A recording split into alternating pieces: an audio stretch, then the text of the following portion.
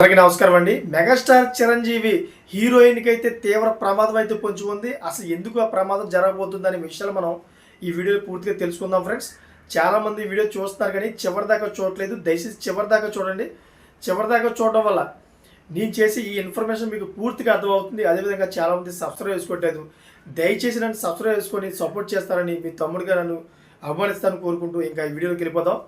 Friends, మన megastar Chiranjeevi Indrasena Reddy అనే విషయం మీకు తెలుసు కదా. పాత రోజుల్లోనే ఇంద్రసేనారెడ్డి అంటే మామూలు విషయం కాదు. ఇంద్ర సినిమా ఎంత భారీ హిట్ అంటే ఆ సినిమాలో యాక్ట్ చేసిన హీరోయిన్ సోనాలి బింద్రే మీ అందరికీ తెలిసిందే. ఆ సోనాలి బింద్రే అయితే ఇప్పుడు చాలా పెద్ద వివాదం ఇరుక్కుంది. చాలా ప్రమాదం కూడా పొంచి ఉంది. అది కూడా వైద్యపరంగా అయితే ఆవిడకి అటాక్ చేస్తారన్నమాట.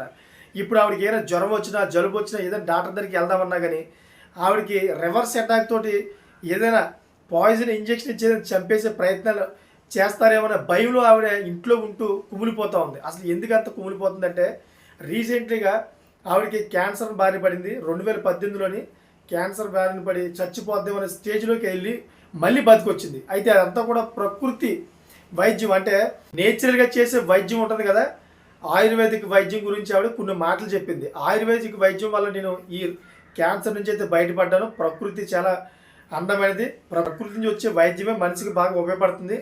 క్యాన్సర్ నుంచి కూడా నేను ఆ ప్రకృతి వైద్యం నుంచి బయటపడ్డానని చెప్పేసి అనడంతో డ్రగ్స్ మాఫియా ఒకేసారి ఆవిడ మీద అటాక్ చేశాయి. ఒకేసారి వైద్యులందరూ కూడా అటాక్ చేశారు.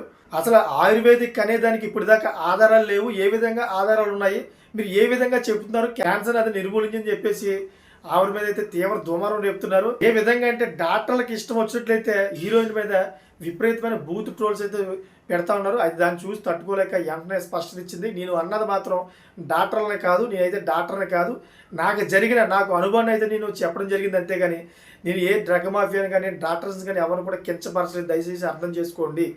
నాకు జరిగిన అనుభవాన్ని నేను చెప్పానని చెప్పేసి క్లారిటీ ఇవ్వడం జరిగింది. Thank for watching friends.